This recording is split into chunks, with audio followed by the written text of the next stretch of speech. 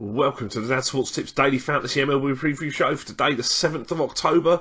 We are taking a look at everything you need for your daily fantasy games on DraftKings for these first round playoff games today.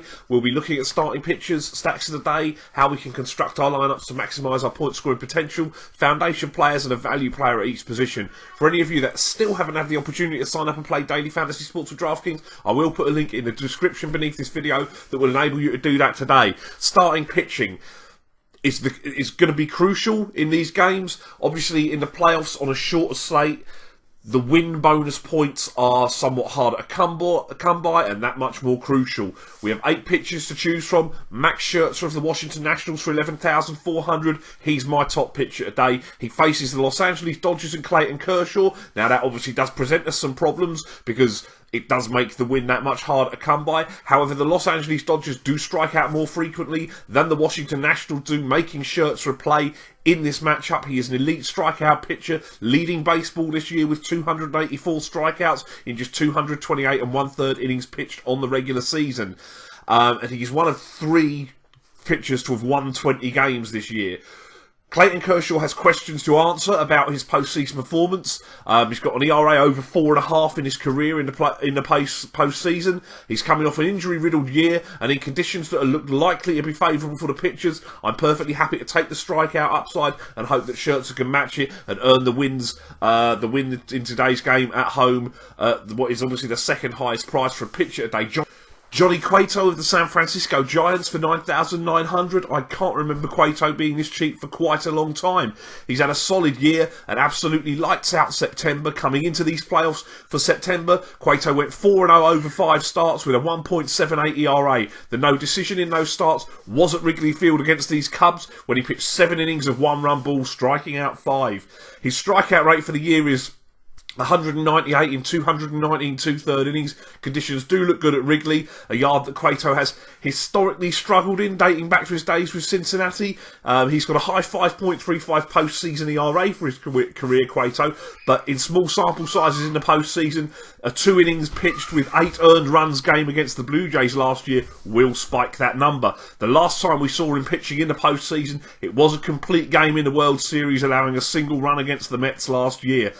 In a small slate like this, with win bonus points becoming critical for the pitcher, is he going to get the better of John Lester and beat the Cubs? That's the question we need to answer. Can the Giants' bats give him enough run support against a left-handed pitcher, which is not their ideal situation as well?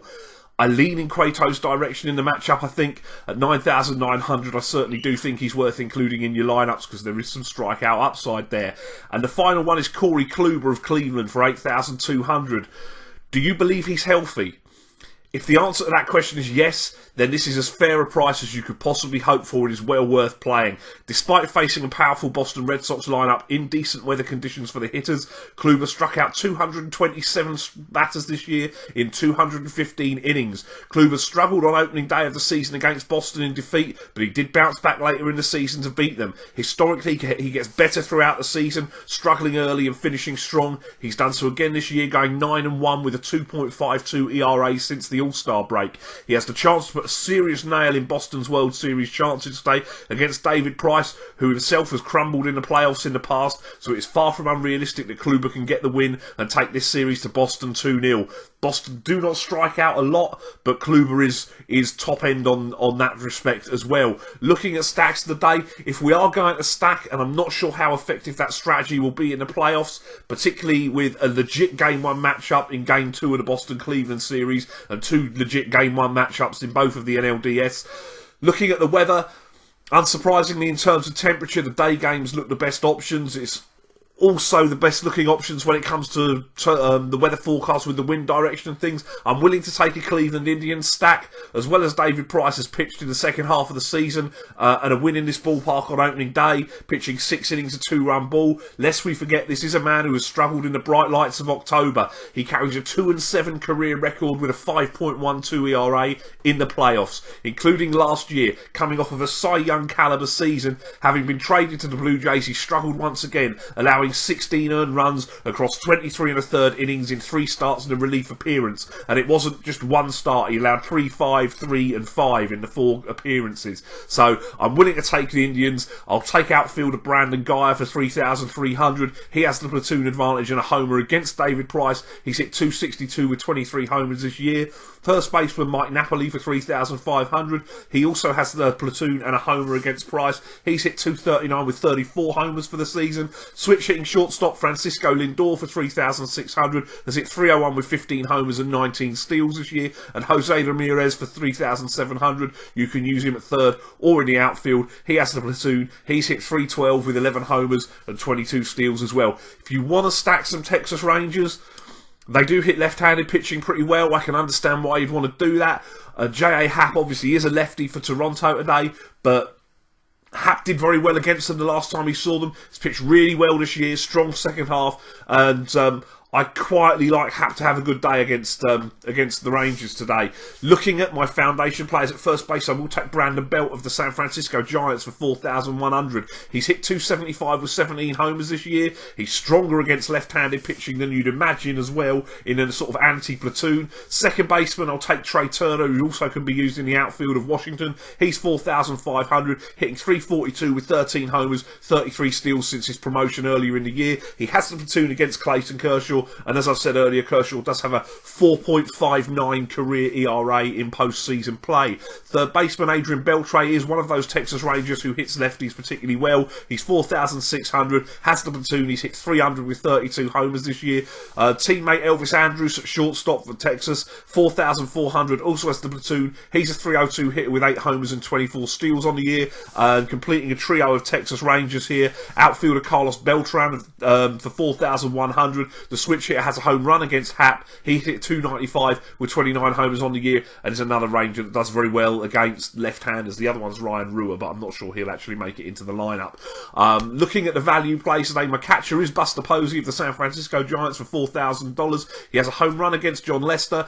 He's got the platoon. He's hit 288 with 14 homers on the season. First baseman Edwin Encarnacion of Toronto for 3,800 has hit Darvish out into the seats twice. He's hit 263 with 42 homers on the year, and he did put one out of the park in the wildcard game against Baltimore a few nights ago. Second baseman Dustin Pedroia of Boston for 3,400. In my opinion, you pay the money at second base, you take Trey Turner today. Looks a very hard position past Turner. Pedroia has hit 318 with 15 homers this year, and is pretty much the best of a mediocre bunch after Trey Turner. Third baseman Anthony Rendon of Washington for 3,200. He's a 270 hitter with 20 homers this year. He has the platoon advantage against Clay Kershaw. The hitting conditions do look good there, and obviously Kershaw has had some struggles in postseason play. Shortstop Corey Seager of the Los Angeles Dodgers for 3,600 has the platoon, is very good against a righty. Obviously it is Scherzer, who did have some home run issues earlier in the year, but has righted the ship second half. Seager's hit 308 with 26 home runs this season, and we'll complete our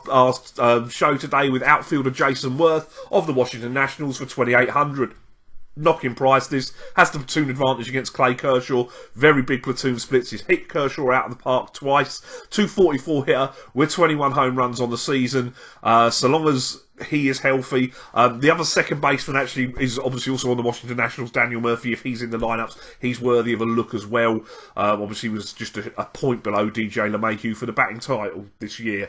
That is what I have for you today. Let me know in the comments how you get on with your lineups. I'll see you later.